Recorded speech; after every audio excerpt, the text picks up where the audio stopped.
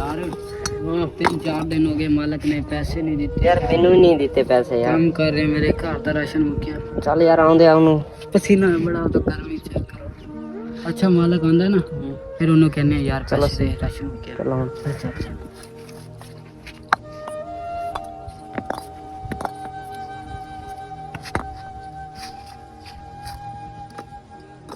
मालिक जी पैसे दे यार घर का राशन मुक्या यार। मेरे को कोई पैसे नहीं आएंगे। चलो आ जाओ यार ये की है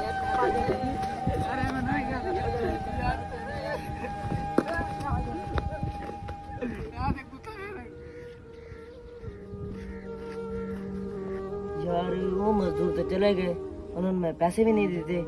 कोई मजदूर ले आओ, उन्होंने मैं पैसे नहीं दूंगा। मालिक ने पैसे नहीं दिए यार ले जाऊंगे वो पिंजरा ओए ओए पैसे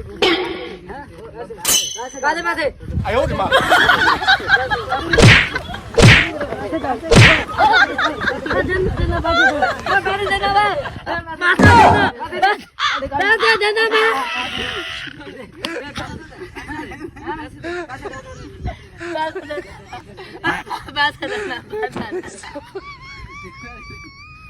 दे पैसे दे